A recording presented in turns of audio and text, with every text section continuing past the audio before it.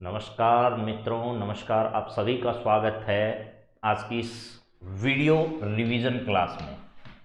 Video revision current affairs की class में आप सभी दोस्तों का हार्दिक स्वागत और अभिनंदन है।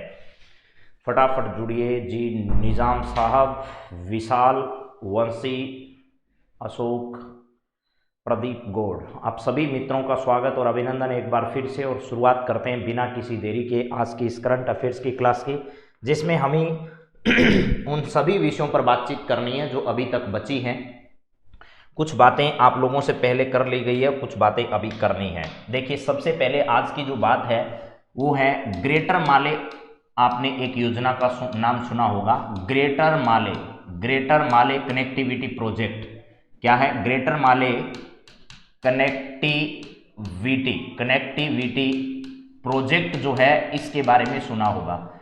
यह प्रोजेक्ट किन दो देशों के बीच का सम्मिलित प्रयास है, यह आपसे पूछा जाए तो दोनों के नाम यहाँ अच्छे शब्दों में लिख रखा है। अगर आपने ये शब्द भी पकड़ लिया तो आपको पता चल जाएगा कि ये भारत और किसके बीच में, भारत और मालदीव के बीच में ये क्या है, एक कनेक्टिविटी प्रोजेक्ट है जो दोनों देशों की एक महत्वाकांक्षी योजना के रूप में सामने आया है।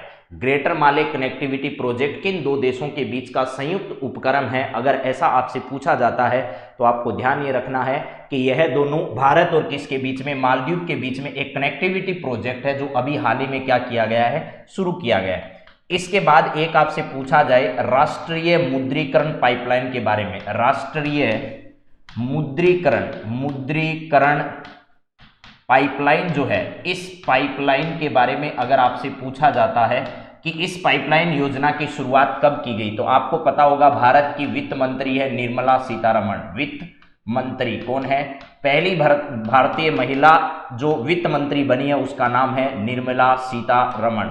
निर्मला सीतारमण जी थोड़े दिन पहले एक घोषणा की थी कि हमारे जो सार्वजनिक उपक्रम हैं, यानी सरकार के जो उपक्रम हैं, सरकार के जो सार्वजनिक क्षेत्र के उपक्रम हैं, उनको सरकार लीज पर प्राइवेट एजेंसियों को देना चाहती है। उसके माध्यम से सरकार अपने जो कर्ज पर चल रही विभिन्न प्रकार की योजनाएं हैं उनको क्या कर सके, दोबारा से शुरू कर सकती है। इसको लेकर जो है वो यहाँ पर राष्ट्रीय मुद्रीकरण या राष्ट्रीय, यहाँ आप लोगों के सामने मुद्रीकरण पाइपलाइन जो योजना है उसकी शुरुआत की गई। यह कब शुरू की गई थी? तो 23 अगस्त 2021 को, 23 अगस्त 2021 को निर्मला सीतारमण जी के द्वारा इस राष्ट्रीय मुद्रीकरण पाइपलाइन की शुरुआत जो है वो की गई थी। ये हमें ध्यान रखना है। हाँ जी, तो ये दोनों योजनाएं हैं। ग्रेटर माले कनेक्टिविटी प्रोजेक्ट भारत और मालदीव के बीच में कनेक्टिविटी को बढ़ावा देने वाला है। राष्ट्रीय मुद्रीकरण पाइपलाइन 23 अगस्त 2021 को भारत के वित्त मंत्री निर्मला सीतारमण जी के द्वारा 23 अगस्त 2021 को क्या की गई थी, शुरू की गई थी। इसके बाद जरा देखिएगा नेक्स्ट आपके सामने और क्या है, यहां पर है ऑपरेशन देवी शक्ति के बारे में बहुत अच्छे से आपको मालूम होना चाहिए। पूर्ववर्ती परीक्षा में हालांकि ये सवाल आ चुका है ऑपरेशन देवी शक्ति के बारे में, लेकिन फिर भी आ सकता है देवी शक्ति, इसकी पूरी संभावना है क्योंकि बहुत इंपॉर्टेंट यह भारतीय सेना द्वारा चलाया गया एक अभियान था। किसके द्वारा? भारतीय सेना के द्वारा चलाया गया एक अभियान था। किसको लेकर? जब तालिबान जो है, उस तालिबान ने अफगानिस्तान पर कब्जा कर लिया। तालिबान जो है वो एक आतंकवादी संगठन माना जाता है, यानी युवा जो थे अफगानिस्तान में रहने वाले, वो अमेरिका के दबाव वाला जो क्षेत्र था, जिस प्रकार आज़ादी के हर लोग अपना आंदोलन करते हैं, ठीक उसी प्रकार यहाँ के जो तरीका था इनका आज़ादी पाने का वो गलत था और ये बाद में आतंकवादी कहलाए जाने लगे। तो तालिबान जो है, इस तालिबान ने किस पर कब्जा कर लिया? अफगानिस्तान पर कब्जा कर लिया।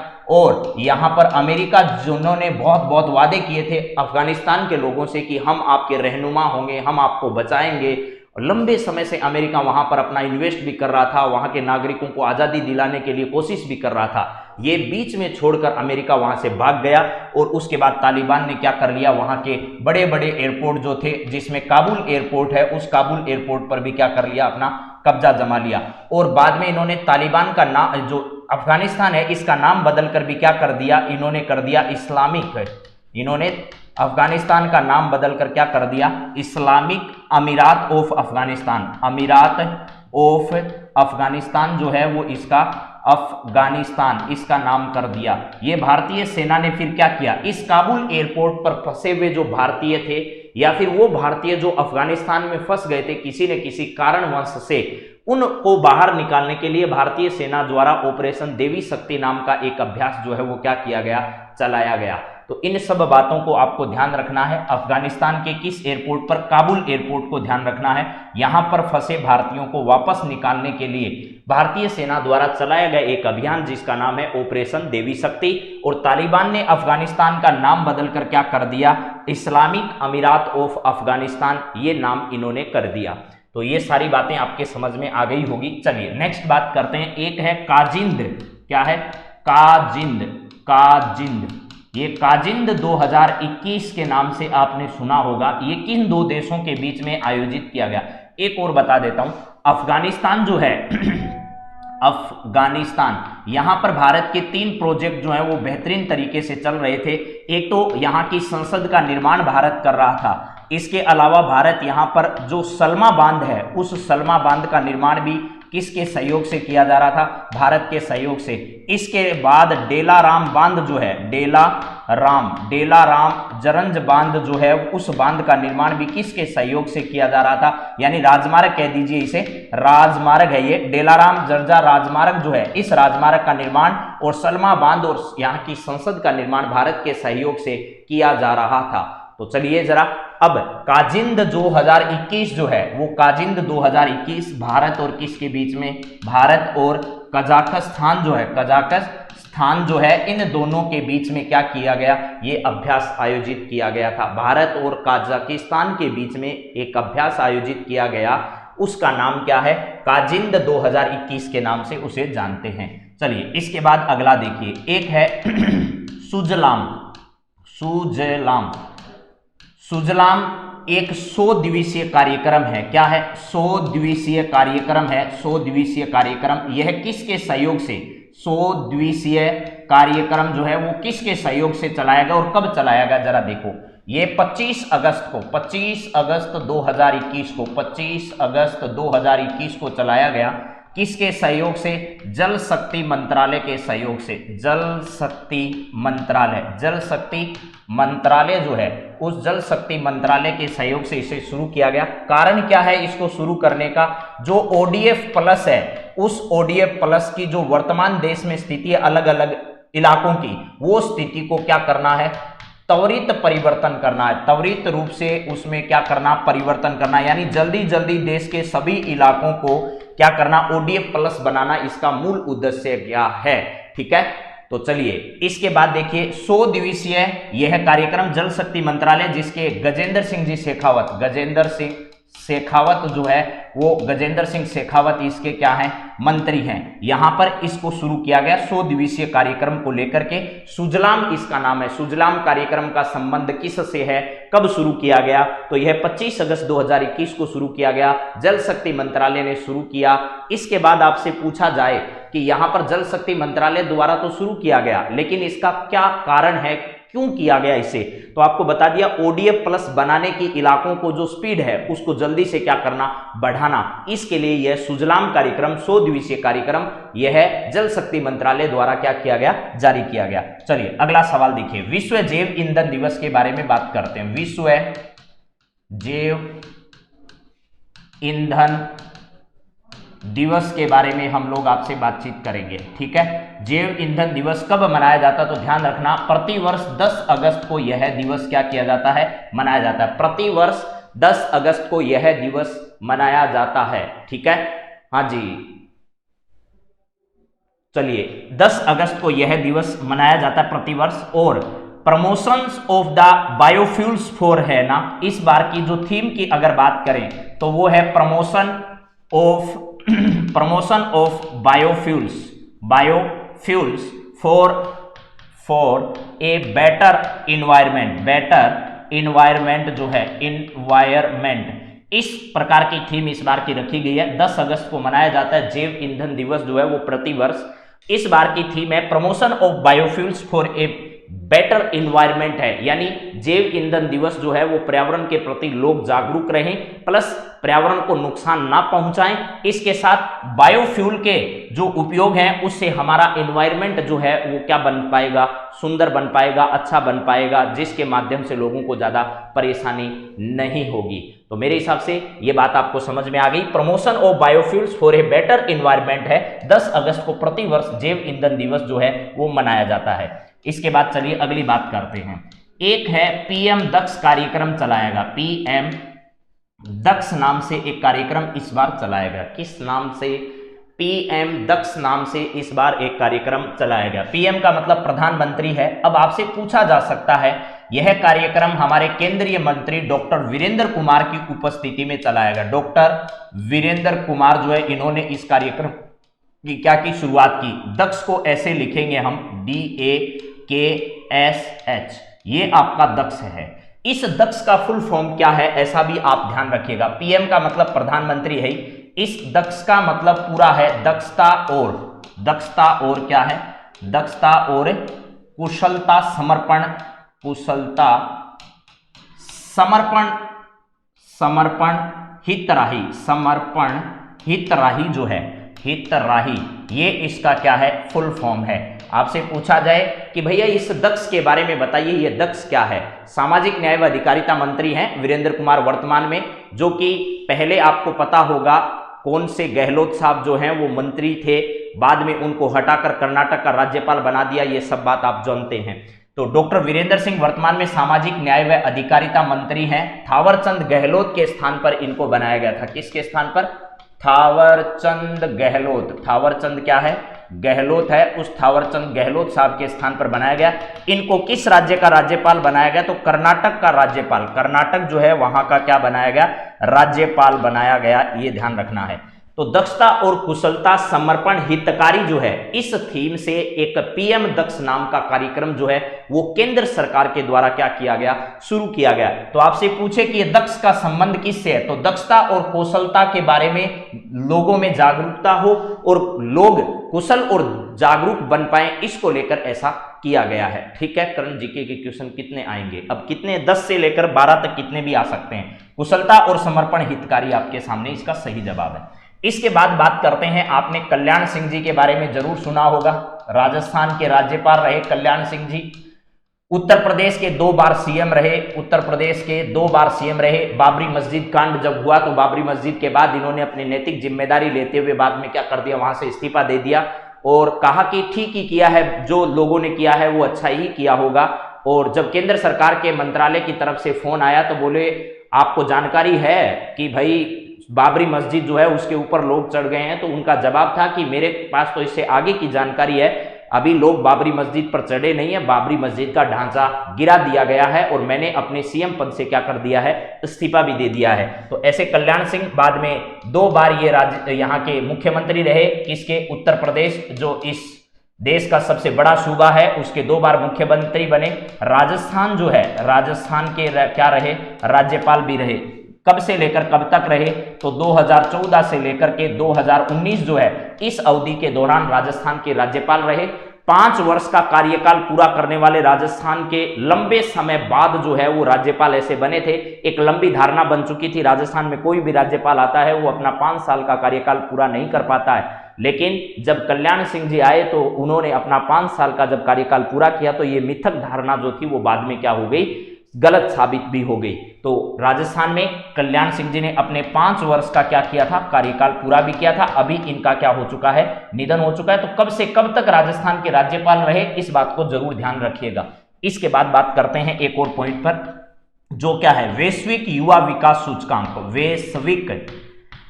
वैश्विक है, युवा है और उसके बाद विकास भी है। और विकास का क्या निकालना है? सूचकांक निकालना है भैया। विकास का क्या निकालना है? सूचकांक। वैश्विक युवा विकास सूचकांक 2020 के बारे में अगर आपसे पूछा जाए तो इसमें ध्यान रखना, टोटल 181 देशों को लेकर यह सूचकांक जारी किया गया, जिसमें भारत का 122वां स्थान रहा। वैश्विक युवा विकास सूचकांक यानी विकास में, देश के विकास में युवाओं की भागीदारी की स्थिति क्या है, देश में युवा कितनी भागीदारी दे पा रहे हैं, इसको लेकर एक सूचकांक जो है वो क्या किया गया? जारी किया गया। इस सूचकांक के आधार पर अपन कहना है कि 181 देशों को लेकर यह सूचकांक जारी हुआ, जिसमें से भारत का 122वां स्थान है। पहले स्थान पर इसमें सिंगापुर रहा। क्या रहा? सिंगापुर इसमें कौन से स्थान पर रहा? तो सिंगापुर इसमें पहले स्थान पर रहा। मेरे हिसाब से यह बात आपको समझ में आ जाएगी। फिर एक रेल लाइन परियोजना शुरू की गई थी भारत और बांग्लादेश के बीच में। किसके बीच में? भारत और बांग्लादेश के बीच में। उसका नाम रखा गया हल्दीबाड़ी। हल्दीबाड़ी से लेकर के चिलहट जो जगह है, हल्दीबाड़ी से कहां तक? चिलहट या चिल्हाटी कह दीजिए। हल्दीबाड़ी से चिल्हाटी जो है एक रेल मार्ग शुरू किया गया। ये कौन से दो देशों को जोड़ता है? ये अगर आपसे पूछा जाए तो मैंने आपको बता रखा है कि हल्दीबाड़ी और चिल्हाटी है। ये हल्दीबाड़ी भारत का है और चिल्हाटी जो है वो बांग्लादेश का है। यानी भारत और बांग्लादेश के बीच में, भारत और किसके बीच में? बांग्लादेश। बांग्लादेश के बीच में जो है वो क्या किया गया? इस प्रकार का रेल लाइन प्रोजेक्ट जो है वो शुरू किया गया। हल्दीबाड़ी से चिल्हट रेल मार्ग लंबे समय बाद वापस क्या किया गया? शुरू किया गया। अभी बांग्लादेश के जो राष्ट्रपिता के नाम से जाने जाते हैं मुजीबुर रहमान, जिन्हें बंगबंधु के नाम से भी जाना जाता है, अभी भारत ने बांग्लादेश में जो भारत और बांग्लादेश का संयुक्त रूप से विजय दिवस मनाया जाता है, उसमें बांग्लादेश का स्वतंत्रता दिवस आप कह दीजिए, बांग्लादेश का विजय दिवस आप लोग कह दीजिए, बांग्लादेश का स्थापना दिवस कह दीजिए, ये अभी हाल ही में मनाया गया। और भारत के राष्ट्रपति जो हैं, भारत के क्या हैं? राष्ट्रपति इस कार्यक्रम में शामिल होने कहां पहुंचे? बांग्लादेश पहुंचे थे। तो ये भी आपको जानकारी रहे तो थोड़ा ठीक रहेगा। इसके बाद एक महत्वपूर्ण जानकारी पर बात करते हैं। 105वां संविधान संशोधन हुआ और यह पूर्ववर्ती 2 परीक्षाओं में पूछ लिया गया है। अब तीसरा पेपर होने जा रहा है जिसमें आएगा और आने की पूरी संभावना है। अभी पीछे एसआई में तो नहीं पूछा, लेकिन उसके बाद आरएस के एग्जाम में इस पर सवाल आ गया और आपका पटवार का जो एग्जाम है उस पर सवाल आ गया। और पटवार की तो सारी पारियों में संविधान संशोधन 101 से लेकर के 102, 103, 104 ऐसे सारे पूछ लिए उसमें। तो एक बार फिर हम 105वें संविधान संशोधन से लेकर सब पर बात करते हैं। यह संविधान संशोधन जो है इसको राष्ट्रपति की जो मंजूरी है वो 18 अगस्त 2021 को मिली, ये ध्यान रखना। 18 अगस्त कब? 2021 को 105वां संविधान संशोधन जो हुआ उस पर राष्ट्रपति की मंजूरी 18 अगस्त 2021 को मिली। ये 105वां संविधान संशोधन क्या करता है? किसी भी जाति को ओबीसी में शामिल करने का पूरा जो क्रेडिट है या जिम्मेदारी है जो किसको देता है? राज्य को देता है। ये आपको ध्यान रखना है।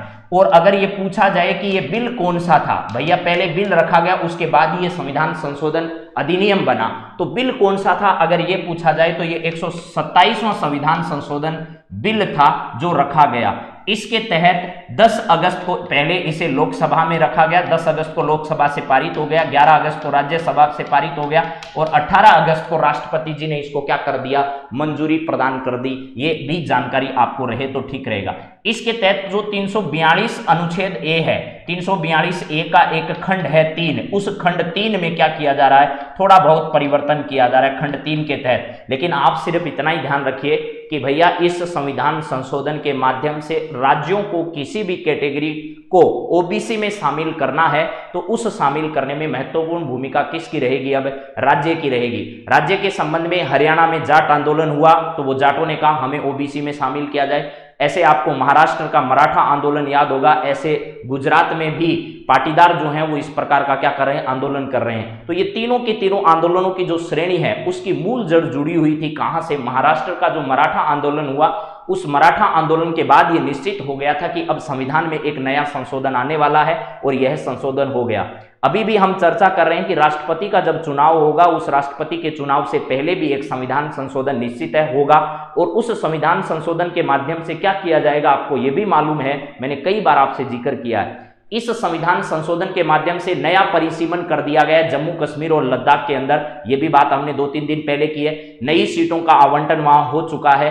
अब परिसीमन के बाद वहां की स्थितियां बदल चुकी है। अब परिसीमन के बाद यह होगा कि अगर जम्मू कश्मीर और लद्दाख के जो विधायक हैं उनको अगर शामिल करना है राष्ट्रपति के चुनाव में तो वहां निश्चित है कि संविधान में संशोधन करते हुए उनके मत का मूल्य जो है वो कितना होगा इसका डिसाइड किया जाएगा। उसके बाद पूरे देश का जो राष्ट्रपति के चुनाव में मत मूल्य है वो भी क्या कर दिया जाएगा? निर्धारित कर दिया जाएगा। तो यह प्रक्रिया आगे आने वाले समय की है। अभी देखिए 105वां संविधान संशोधन मैंने बता दिया। इसके बाद जल्दी मैं सारे एक बार रिपीट कर देता हूं आपके सामने, जरा देखो।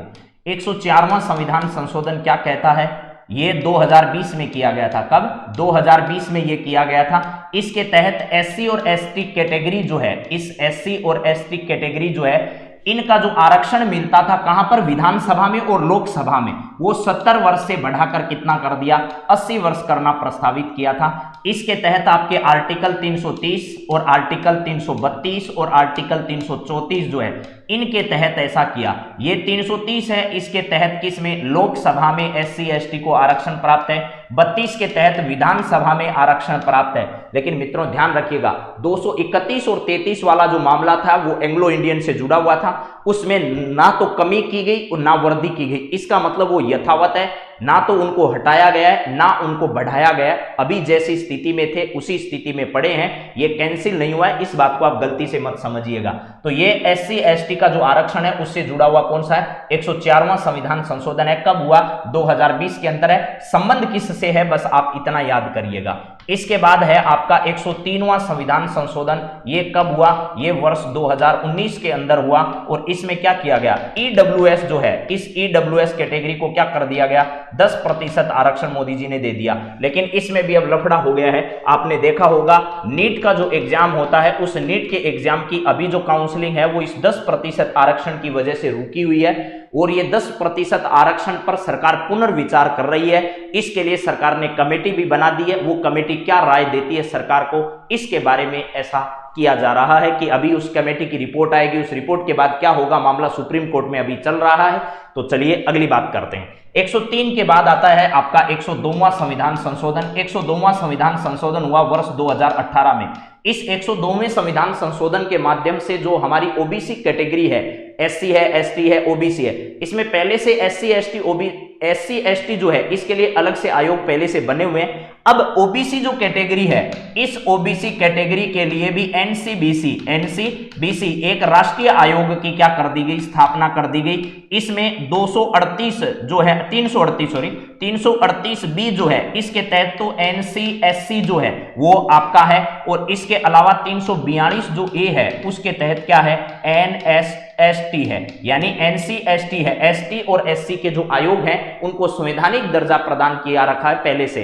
लेकिन 102वां संविधान संशोधन 2018 में हुआ, वो किसको, OBC का जो राष्ट्रीय आयोग है उसको संवैधानिक दर्जा प्रदान करने के लिए यह संविधान संशोधन आपका किया गया था। इसके बाद चलिए अगली बात करते हैं। अगला आपके पास एक तो है 101वां संविधान संशोधन। 101वां संविधान संशोधन, उसका संबंध किससे है, ये 2015 में किया गया था, आपको पता होगा।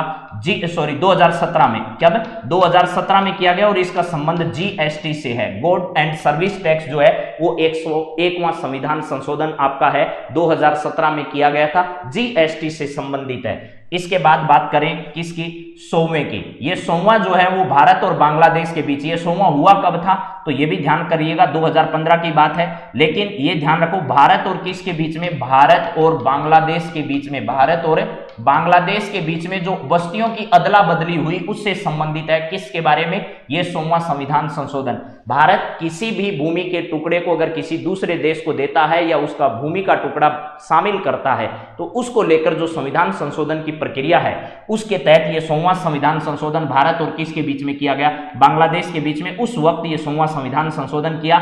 101 बस्तियां हमारी बांग्लादेश को दी गई और 51 बस्तियां बांग्लादेश की भारत में शामिल हुई, यानी कुल मिलाकर 162 बस्तियों की आपस में अदला बदली मोदी जी और शेख हसीना के बीच में हुई थी। ये एक 100वां संविधान संशोधन जो है उससे रिलेटेड है। अब बात करें 99 की। ये 99 भी आ चुका है भाई परीक्षा में, अभी पटवार के एग्जाम में इस 99 से भी सवाल पूछ लिया। ये 99वां संविधान संशोधन 2015 में किया गया। इसके तहत एनजेक जो है, एनजेक है, वो एनजेक की यानी न्यायाधीशों की नियुक्ति किस प्रकार की जाए, इसके लिए एक सिस्टम बनाया गया जिसको एनजेक कहा गया। अब न्यायाधीशों को यह बात कहां पचने वाली थी, उन्होंने कहा भाई साहब आपने 99 संशोधन किया है, हमें इस संशोधन को दोबारा से देखने का पावर है और हम देखेंगे। और देखा भी।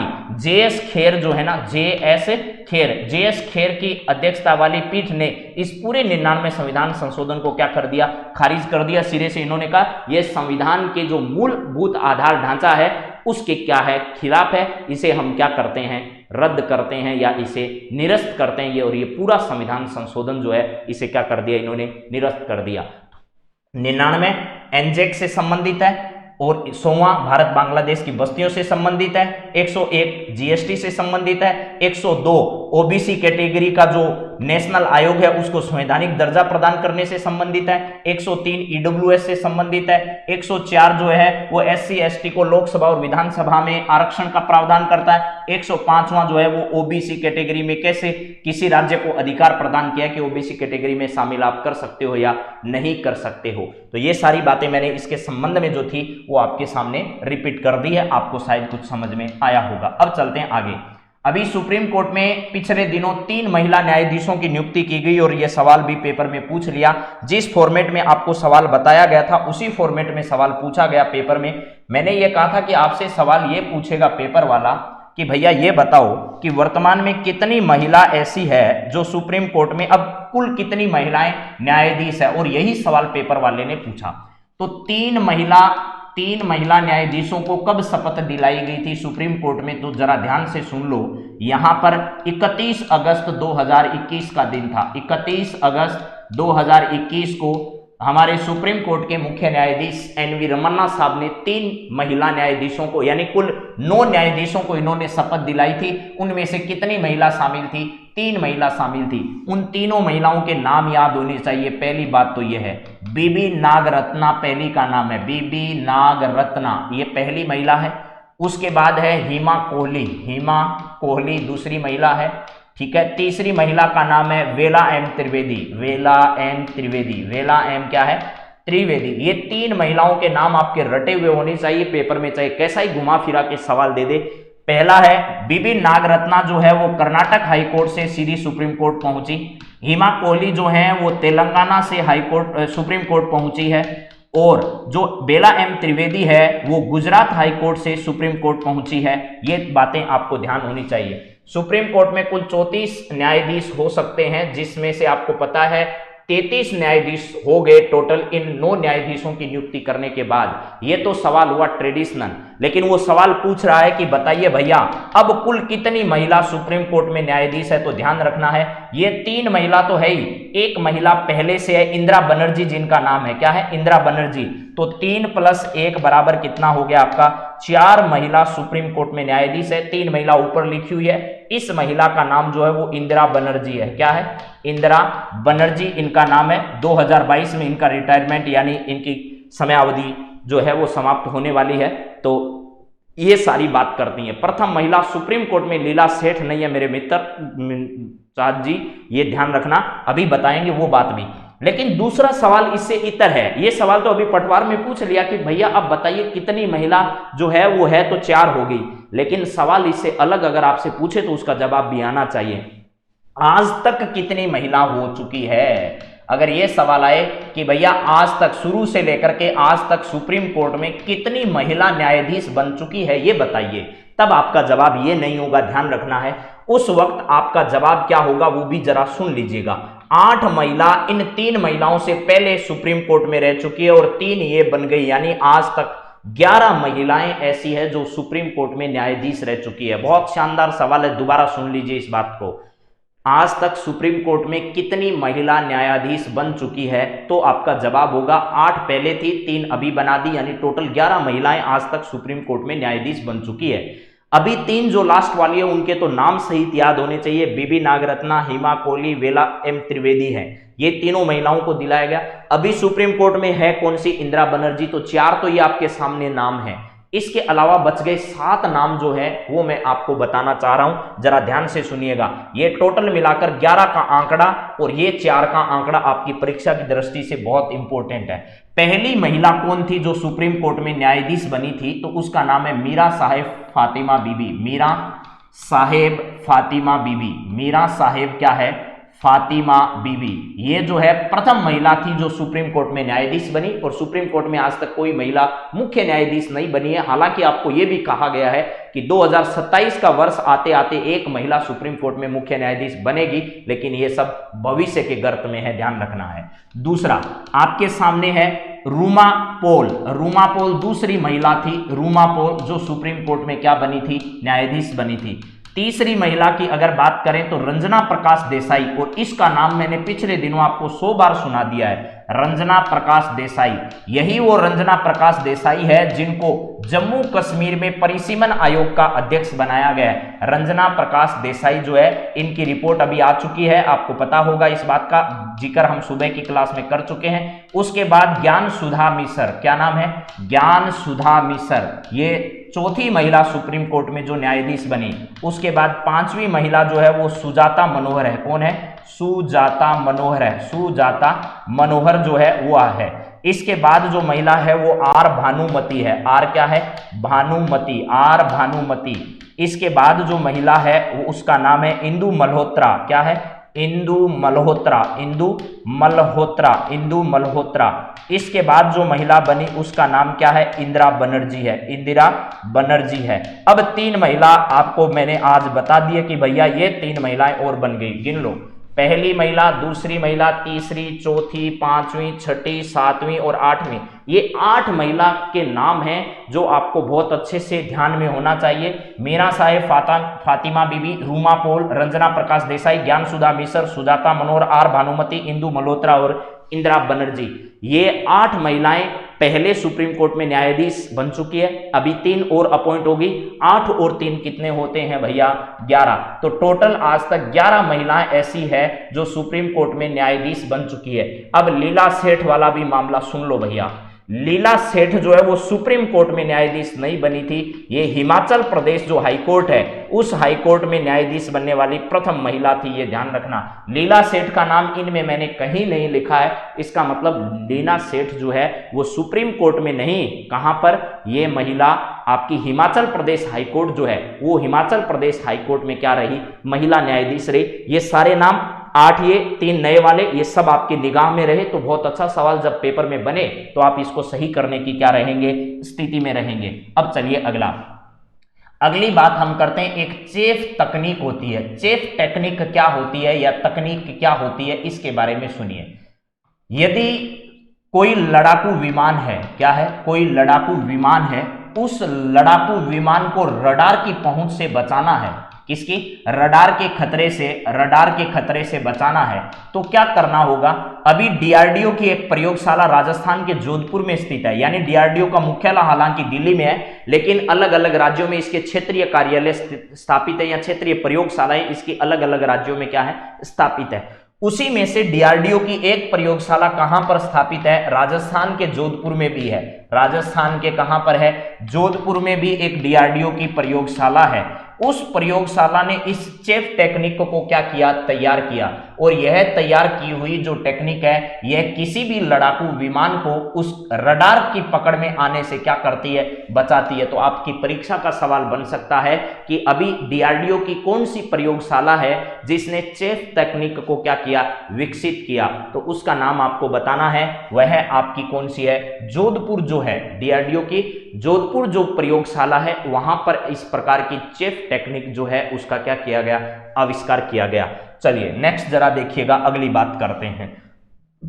एक है असोल्ट राइफल के बारे में, आपको अभी थोड़े दिन पहले ही बताया था मैंने। असोल्ट एक राइफल है, असोल्ट राइफल है, असोल्ट राइफल, ठीक है, जिसको अपन किस नाम से भी जानते हैं, AK-306 या 309 के नाम से भी जानते हैं। इस एक असोल्ट राइफल के लिए समझौता भारत सरकार ने किस किस देश के साथ किया है, रूस के साथ किया है। अभी व्लादिमीर पुतिन जो है वो भारत दौरे पर आए थे और कुछ ही घंटों के दौरे पर इन्होंने क्या कर दिया, करोड़ों रुपए का जो भारत के साथ व्यापार है रक्षा क्षेत्र से जुड़ा हुआ उसको अंजाम दे दिया। यानी भारत के करोड़ों रुपए कुछ ही मिनटों में वो लेकर भारत से चले गए। इसके बाद एक अगली बात हम करते हैं, राज किसान साथी पोर्टल। राज किसान क्या है, साथी पोर्टल है। इस राज किसान साथी पोर्टल के बारे में आपको जानकारी रखनी है। इसका उद्घाटन मुख्यमंत्री अशोक गहलोत ने 20 अगस्त 2021 को किया। कब, 20 अगस्त 2021। और ये 20 अगस्त की तारीख आपकी परीक्षा की दृष्टि से बहुत इंपॉर्टेंट है, चाहे वो 20 अगस्त 2018 आए, चाहे वो 20 अगस्त आपका 2021 आए, चाहे 20 अगस्त 2020 आए, ये सब परीक्षा की दृष्टि से इंपॉर्टेंट डेट है। इस दिन राजीव गांधी जी की जयंती मनाई जाती है, आपको पता है। इसी दिन राज किसान सुविधा ऐप भी शुरू किया गया। राज किसान सुविधा ऐप, इस राज किसान सुविधा ऐप का भी इनॉग्रेशन इसी दिन किया गया। इसी दिन राज किसान किसान क्रेता विक्रेता ऐप भी शुरू किया गया, क्रेता विक्रेता ऐप भी क्या किया गया, शुरू किया गया। राज किसान लोकस्ट नाम से भी एक ऐप शुरू किया गया, राज किसान लोकस्ट ऐप जो है इसकी भी शुरुआत की गई। ये सारे काम किस दिन हुए, 20 अगस्त 2021 को किए गए। 20 अगस्त 2021 को राजीव गांधी जी 20 अगस्त 2021 को इस सब को क्या किया गया, शुरू किया गया। ये राज किसान साथी ये तो है एक पोर्टल, और नीचे जो लिखे हैं ये सारे के सारे क्या है, ऐप है। किसानों की मदद करने के लिए, किसानों को सही समय पर सही बात की जानकारी पहुंचाने के लिए इस प्रकार की सेवा जो है वो शुरू की गई थी। तो राज किसान लोकस सेवा, राज किसान क्रेता विक्रेता ऐप, राज किसान सुविधा ऐप नाम से ये 3 ऐप जो हैं वो हाल ही में क्या किए गए, विकसित किए गए। इसके बाद देखिए हम बात करते हैं राजीव के नाम से हमारा जो एक ऐप है, उस राजीव 2021 के बारे में हम बात करते हैं। किस बारे में, राजीव 2021। राजीव 2021 क्या है, तो राजस्थान इनोवेशन विजन है, इनोवेशन विजन, इस नाम से एक क्या शुरू किया गया, सम्मेलन या फिर एक कार्यक्रम राजीव 2021 नाम से। यह भी कब हुआ, तो यह भी काम 20 अगस्त को हुआ भैया, 20 अगस्त 2021 को, 20 अगस्त 2021 को ही राजीव 2021 या राजस्थान इनोवेशन विजन नाम से कार्यक्रम शुरू किया गया, जिसकी थीम आपको याद रखनी है। उसकी थीम थी सूचना तकनीक से सुशासन, सूचना तकनीक से क्या करना है, सुशासन करना है। ये इस बार की क्या रही, थीम रही। और इसी अवसर पर क्या किया गया, राजीव @ 75 जो फंड है उसको क्या किया गया, शुरू किया गया।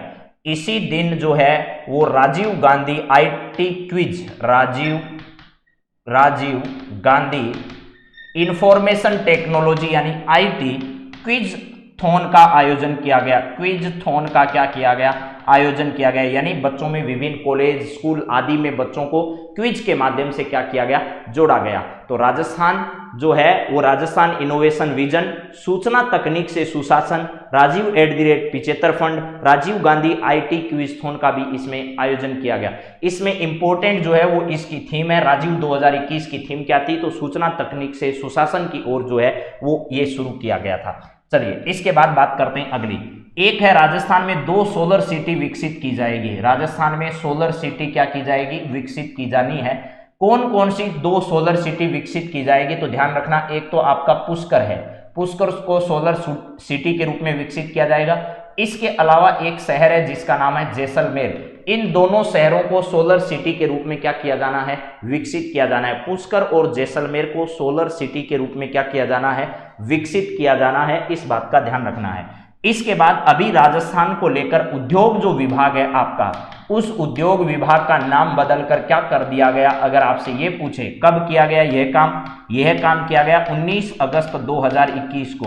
19 अगस्त 2021 को उद्योग विभाग का नाम बदलकर उद्योग एवं वाणिज्य विभाग कर दिया गया। क्या कर दिया गया, उद्योग एवं वाणिज्य विभाग जो है वो इसका नाम कर दिया गया। उद्योग एवं वाणिज्य विभाग, किस विभाग का नाम कर दिया गया, उद्योग विभाग का। कब किया गया, 19 अगस्त 2021 को इसका नाम बदलकर ये कर दिया गया। इसके बाद है वन धन योजना। वन धन योजना जो है, वन धन योजना, आदिवासी जो लोग हैं, वन धन योजना ये आदिवासी जनजातीय समुदाय द्वारा शुरू की गई वन धन योजना है। आदिवासी लोग जो हैं वनों से जुड़े हुए हैं, वनों पर पूर्णतः डिपेंड हैं, उन सब की आय को किस प्रकार सुधारा जाए, उन लोगों के पेड़ पौधों से होने वाली या वनों से होने वाले जो संसाधन उनके पास हैं, उनसे उनकी पारिवारिक आय को किस प्रकार इंप्रूव किया जा सकता है, इसको लेकर वन धन योजना की शुरुआत की गई। लेकिन इसमें 3 उभरते हुए राज्यों में भारत का प्रथम स्थान है। 3 उभरते हुए राज्यों में, 3 उभरते हुए राज्य जो हैं, उन 3 उभरते हुए राज्यों में राजस्थान का कौन सा स्थान है, राजस्थान का प्रथम स्थान है। राजस्थान का इसमें प्रथम स्थान है, ये ध्यान रखना। प्रथम स्थान किसका है? राजस्थान का है, उभरते हुए राज्यों में वन धन योजना के अंतर्गत। ये कौन सा मंत्रालय चलाता है? तो ध्यान रखना, जनजातीय मंत्रालय जो है, जनजातीय मंत्रालय, ये जनजातीय मंत्रालय इसको चलाने का क्या करता है? काम करता है। जनजातीय मंत्रालय इसको चलाने का काम करता है। ठीक है, चलिए इसके बाद नेक्स्ट बात करते हैं। इसके बाद राजस्थान में मैग्नीज के भंडार हाल ही में कहां खोजे गए? मैग्नीज जो है राजस्थान में, मैग्नीज के भंडार हाल ही में कहां खोजे गए? राजस्थान के कौन से दो शहर हैं जिन्हें सोलर सिटी के रूप में विकसित किया जा रहा है? तो पुष्कर और जैसलमेर जवाब देना है। राजस्थान के ऐसे कौन से शहर हैं जहां हाल ही में मैग्नीज के भंडार खोजे गए हैं? तो अगर ये सवाल आए तो आपको जवाब देना है बांसवाड़ा और राजसमंद जो है, कौन सा है? बांसवाड़ा और क्या है? राजसमंद। यहां पर अभी हाल ही में राजस्थान में क्या किया गया? मैग्नीज के भंडार खोजे गए हैं। इसके बाद यदि पूछा जाए कि राजस्थान में सीमेंट ग्रेड लाइमस्टोन जो होता है, ये भी एक प्रकार का पत्थर है, लाइमस्टोन, इस लाइमस्टोन के भंडार हाल ही में कहां पर राजस्थान में खोजे गए हैं? तब आपको जवाब देना है कि जैसलमेर में खोजे गए हैं। कहां पर? जैसलमेर में अभी हाल ही में इस प्रकार के भंडार खोजे गए। मैग्नीज भंडार बांसवाड़ा और राजसमंद में, सीमेंट ग्रेड लाइमस्टोन जो है इसके भंडार कहां पर? जैसलमेर में खोजे गए हैं। इसके बाद हम बात करते हैं किसकी? यहां पर आपके सामने साहित्य अकादमी पुरस्कार, ये सवाल पूछा जा चुका है एसआई के एग्जाम में। साहित्य अकादमी पुरस्कार, साहित्य अकादमी पुरस्कार जो है इसके बारे में सवाल आ चुका है, आपको मालूम भी होगा। साहित्य अकादमी 2020 के बारे में सवाल आया, वो भी किस भाषा के लिए? राजस्थानी भाषा के लिए। सीधा नहीं पूछा उन्होंने कि राजस्थानी भाषा के लिए 2020 का साहित्य अकादमी पुरस्कार किसे दिया गया, बल्कि उनके पूछने का तरीका यह था कि भैया ये बताइए कि संस्कृति री दीठ, संस्कृति री सनातन दीठ जो है, यह रचना किसकी है? यह रचना जो है वो ध्यान रखना मेरे दोस्तों भंवर सिंह सामोर की है। किसकी है? भंवर सिंह सामोर, राजस्थानी के बहुत बड़े विद्वान हैं। भंवर सिंह सामोर जो हैं वो राजस्थानी भाषा के बहुत अच्छे जानकारों में से इनका नाम शुमार है। और भंवर सिंह सामोर को संस्कृति री सनातन दीठ नामक रचना के लिए साहित्य अकादमी पुरस्कार 2020 से क्या किया गया? सम्मानित किया गया। राजस्थानी भाषा के लिए साहित्य अकादमी पुरस्कार 2020 किसे दिया गया? तो भंवर सिंह सामोर को दिया गया। संस्कृति री सनातन दीठ नाम से इनकी एक रचना है, उसके लिए दिया गया। अभी आपने मिस राजस्थान जो है उसका नाम सुना होगा। मिस राजस्थान 2021 किसे बनाएगा, लेकिन मैंने ये नहीं बताया कि मिसेज राजस्थान 2021। अब बता रहे हैं मिसेज राजस्थान 2021, मिसेज राजस्थान 2021 का खिताब किसे दिया गया? तो इसका जवाब होगा हिमाद्री भटनागर जो है ना, हिमाद्री भटनागर जो है, इस हिमाद्री भटनागर को यह पुरस्कार दिया गया। मिसेज राजस्थान 2021 का सम्मान किसे दिया गया? तो हिमाद्री भटनागर को यह पुरस्कार दिया गया। ठीक है, हाँ जी, वेरी गुड वेरी गुड। चलो यहां है मिसेज राजस्थान 2021, हिमाद्री भटनागर को क्या किया गया? दिया गया। इसके बाद अगला है 100% वैक्सीन लगाने वाला राज्य का एकमात्र जिला कौन सा है जिसने 100% वैक्सीनेशन का काम पूरा कर दिया? एकमात्र राजस्थान का जिला है जिसका नाम क्या है? प्रतापगढ़ है। राजस्थान में 100% वैक्सीनेशन करने वाला एकमात्र जिला प्रतापगढ़ है। पूर्व प्राथमिक कक्षा जो है, पूर्व प्राथमिक कक्षा के लिए इंग्लिश मीडियम स्कूल स्थापित करने वाला राजस्थान देश का पहला राज्य है, यह ध्यान रखना है। फिर उसके बाद राजस्व दिवस कब मनाया जाता है? परीक्षा में सवाल आ चुका है। राजस्व दिवस कब मनाया जाता है? तो ध्यान रखना 15 अक्टूबर को मनाया जाता है। और पहली बार यह मनाया गया था वर्ष 2020 में। अभी वर्ष 2021 में दूसरा राजस्व दिवस क्या किया गया? मनाया गया। 15 अक्टूबर को राजस्व दिवस मनाया जाता है। वर्ष 2020 में पहला राजस्व दिवस 15 अक्टूबर को मनाया गया। अभी 2021 में जो दूसरा राजस्व दिवस है वो क्या किया गया? अभी मनाया गया। ठीक है, तो ये बात आपको समझ में आ गई होगी मेरे हिसाब से। इसके बाद बात करते हैं राजस्थान हाईकोर्ट के मुख्य न्यायाधीश अकील कुरैशी के बारे में। अकील कुरैशी पर सवाल आ सकता है भैया। अकील कुरैशी जो है वो राजस्थान हाईकोर्ट के क्या बने? मुख्य न्यायाधीश बने, इसमें किसके स्थान पर बने? तो इंद्रजीत मोहंती, इंद्रजीत मोहंती के नाम पर बने। ठीक है, आप रटकर जाओगे यही सवाल कि भैया आज अखिल कुरैशी राजस्थान के हाईकोर्ट के मुख्य न्यायाधीश है, लेकिन वो पेपर सेटर है, राजस्थान पुलिस की तरह दे दिया ना, तो आपको पता नहीं चलेगा कि अब क्या करें, वो दोनों ऑप्शन देगा। तो ये डेट बता रहा हूं, वो जरूर ध्यान रखना। अक्टूबर का महीना याद कर लो, या से 12 अक्टूबर 2021 कर लो। 12 अक्टूबर 2021 को अखिल कुरैशी को राजस्थान हाईकोर्ट के मुख्य न्यायाधीश की शपथ किसने दिलाई थी? कलराज मिश्र ने दिलाई थी, कलराज मिश्र ने। पेपर सेटर बड़ा चालाक है, वो पूछेगा आपसे कि भैया बताइए अगस्त 2021, क्या वे अगस्त 2021 में राजस्थान हाईकोर्ट के मुख्य न्यायाधीश कौन थे? या वो इससे ज्यादा आगे चला जाएगा तो सितंबर महीने में आ जाएगा, वो कहेगा सितंबर 2021 में राजस्थान हाईकोर्ट के मुख्य न्यायाधीश कौन थे? उस वक्त आपको जवाब इंद्रजीत मोहंती देना है, उस वक्त आपको जवाब अखिल कुरैशी नहीं देना है, इस बात का ध्यान रखना है। तो इनको शपथ कब दिलाई गई? 12 अक्टूबर 2021 को। ऐसा सवाल राजस्थान पुलिस में पूछ लिया गया पिछली बार, इसलिए बता रहा हूं। 38वें राजस्थान हाईकोर्ट के क्या है? मुख्य न्यायाधीश हैं, आपको यह भी पता है। 29 अगस्त 1949, 29 अगस्त 1949 को क्या किया गया था? राजस्थान हाईकोर्ट की स्थापना की गई। उसके बाद सत्यनारायण जो है, सत्यनारायण की कथा नहीं सुननी है, सत्यनारायण राव समिति जो है, उस समिति की सिफारिश पर क्या किया गया था? राजस्थान हाईकोर्ट जो है, इसकी मुख्य पीठ कहां स्थापित की गई थी? जोधपुर में स्थापित की गई थी। ये बात आपको थोड़ी ध्यान रखनी है बस। 29 अगस्त 1949 की डेट पेपर में आ चुकी है, दोबारा भी आएगी, ये ध्यान रख लेना। 29 अगस्त 1949 और 38वें मुख्य न्यायाधीश अखिल कुरैशी 12 अक्टूबर 2021 को इन्होंने क्या किया था? शपथ ग्रहण किया था, ये ध्यान रखो। इसके बाद में रामसर साइट जो है, उस रामसर में कितने स्थान शामिल हो गए हैं, ये आप ध्यान रखना। अभी उत्तर प्रदेश की एक जगह है जिसको रामसर साइट में क्या किया गया है? शामिल किया गया है। ये रामसर जो है वो आपको पता होगा 2 फरवरी 1971 को ईरान जो जगह है, ईरान, वहां पर इस प्रकार का एक सम्मेलन क्या किया गया था? आयोजित किया गया था ईरान के अंतर्गत। उत्तर प्रदेश जो है, यहां उत्तर प्रदेश के एक स्थान को अभी हाल ही में क्या किया गया?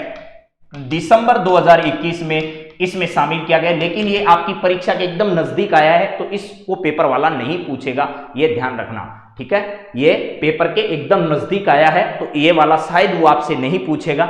इससे पहले राजस्थान के इसी वर्ष जो है वो भारत के 4 ऐसे स्थान हैं जिसको इस साइट में शामिल किया गया था। एक तो भिंडावास नाम की जगह है, क्या है? भिंडावास। ये भिंडावास वन्य जीव अभ्यारण्य जो है ना, वन्य जीव अभ्यारण्य, ये आपके हरियाणा में स्थित है, इसको शामिल किया गया था। इसके बाद एक सुल्तानपुर जगह है, सुल्तानपुर नेशनल पार्क है। वैसे ये सुल्तानपुर नेशनल पार्क है, ये भी कहां पर पड़ता है? हरियाणा में।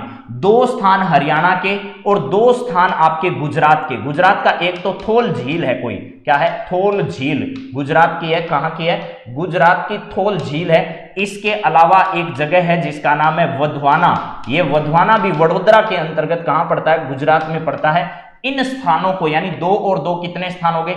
4 स्थानों को रामसर साइट में वर्ष 2021 में क्या किया गया है? शामिल किया गया है। तो टोटल इन 4 स्थानों को मिलाकर 46 स्थान भारत के हो गए जिनको रामसर साइट में क्या किया गया? शामिल किया गया। और अभी दिसंबर 2021 में एक किसको शामिल कर दिया गया? उत्तर प्रदेश को। और अगर एकदम करंट का लेटेस्ट सवाल आए तो आपको 46 + 1 यानी कितना जवाब देना है? 47। लेकिन ये यूपी वाला वो अभी इसमें काउंट नहीं करेगा, क्योंकि अभी एकदम लेटेस्ट आया है, 3-4 दिन पहले ये घटना हुई है। तो आपको ये 46 वाला आंकड़ा जो है याद रखना है। रामसर साइट, आर्द्र भूमियां जो हैं वो राजस्थान में सिर्फ 2 ही है, लेकिन वर्ष 2021 में 4 नए रामसर साइट जो हैं वो शामिल किए गए। और अभी एक उत्तर प्रदेश का स्थान जो है उसको भी रामसर साइट में शामिल कर दिया, यानी टोटल मिलाकर 47 स्थान जो है, ठीक है, वो टोटल इतने स्थान अब हो चुके हैं, ये ध्यान रखना। 4 स्थान कौन से? भिंडावास वन्यजीव अभ्यारण्य हरियाणा में है, इसके बाद सुल्तानपुर नेशनल पार्क हरियाणा में है,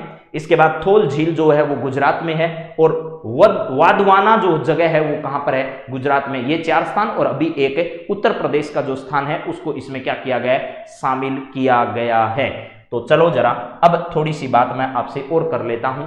समय सीमा 5 मिनट की हमारे पास बची है, उसमें जो बात हो सकती है उस बात को करते हैं। जरा देखिए, एक है मुखबिर प्रोत्साहन योजना। मुखबिर मुखवीर, ये प्रोत्साहन योजना आ चुकी है, मुखवीर प्रोत्साहन योजना, मुखवीर प्रोत्साहन योजना, ये प्रोत्साहन योजना ये 2 क्षेत्रों से जुड़ी हुई है, ध्यान रखना दोबारा आ जाए तो। एक मुखवीर योजना है, एक मुखवीर प्रोत्साहन योजना, 2 क्षेत्रों से जुड़ी हुई है। एक तो जुड़ी हुई है कर चोरी से, कर चोरी से संबंधित है मुखवीर योजना। एक पीसीपीएनडी एक्ट जो है, पीसीपीएनडी एक्ट, उस पीसीपीएनडी एक्ट का मतलब है लिंग जांच करवाने का जो कानून है वो आपको ध्यान रखना है।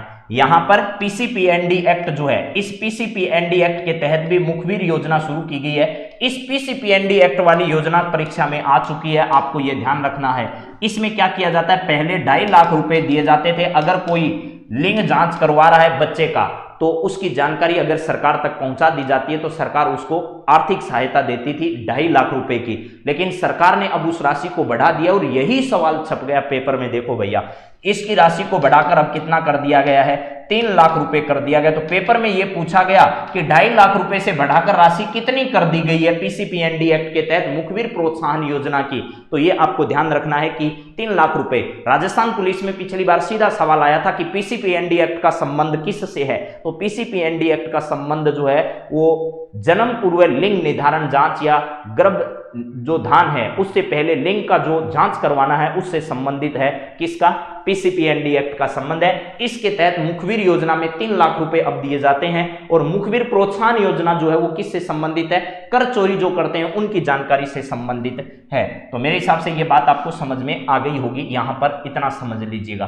300 करोड़ रुपए की सरकार ने यह कहा था कि 300 करोड़ रुपए से हम एक कार्मिक क्या करेंगे, कार्मिक कल्याण कोष की स्थापना करेंगे। कार्मिक कल्याण कोष जो है उस कार्मिक कल्याण कोष की क्या करने वाले हैं, स्थापना करने वाले हैं। राजस्थान में 3 टूरिस्ट सर्किट हैं, उनको जरूर ध्यान रखना, पेपर में आ चुका है ये सवाल। एक तो है आपका गोडवाड़ सर्किट, कौन सा है, गोडवाड़ सर्किट, अभी ताजा जो इकोनॉमिक सर्वे है उसमें भी इसका विवरण किया गया है। एक आपका ढोला मारू टूरिस्ट कॉम्प्लेक्स है, ढोला मारू क्या है, सर्किट है। ये दोनों पेपर में आ भी चुके हैं और अभी आर्थिक समीक्षा में इसका जिक्र भी किया। एक शेखावाटी सर्किट भी है, लेकिन वो तो सब लोग जानते हैं, शेखावाटी जो है सर्किट उसके बारे में सब जानते हैं। गोडवाड़ सर्किट में कौन कौन से स्थान है ये जरूर ध्यान रखना। एक तो आपका जालोर और सिरोही वाला जो है ना, जालोर और क्या है, सिरोही वाला, ये आपका किसमें, गोडवाड़ सर्किट के। और ढोला मारू सर्किट के अंतर्गत जो है वो जैसलमेर आता है, ढोला मारू सर्किट में जैसलमेर आता है। मेरे हिसाब से ये बात आपको समझ में आ जाएगी। इसके बाद 3 नीतियां आपको बता रहा हूं, जरा फटाफट सुन लीजिएगा। एक है eco tourism policy, eco tourism policy जो है, इको टूरिज्म पॉलिसी। दूसरा आपके सामने है पर्यटन नीति, और उसके बाद तीसरा जो है वो आपका हस्तशिल्प नीति है। क्या है, हस्तशिल्प नीति जो है वो ध्यान रखना। एक है आपकी आयुष नीति, एक क्या है, आयुष नीति है, आयुष नीति। ये इतनी नीतियां जरूर ध्यान रखना भैया। पहली इको टूरिज्म पॉलिसी 15 जुलाई 2021 को जारी की गई। पर्यटन नीति 9 सितंबर 2020 को जारी की गई, 2020 को। हस्तशिल्प नीति 9 मार्च 2021 को, 9 मार्च 2021 को जारी की गई। इसके बाद आयुष नीति जो है वो 9 फरवरी 2021 को क्या की गई, जारी की गई, 9 फरवरी 2021 को। तो मेरे मित्रों, आप सभी को आज की क्लास से जुड़ने के लिए एक बार फिर बहुत बहुत धन्यवाद। कल की क्लास में फिर मुलाकात आप सभी से होगी, ठीक इसी प्रकार के कुछ सवालों को लेकर। हाँ जी, इको टूरिज्म पॉलिसी है, पर्यटन नीति है, हस्तशिल्प नीति है और आयुष नीति है। तब तक आप सभी आनंद से पढ़ाई करिए, रिवीजन करिए, और आप सभी का बहुत बहुत धन्यवाद। Good night.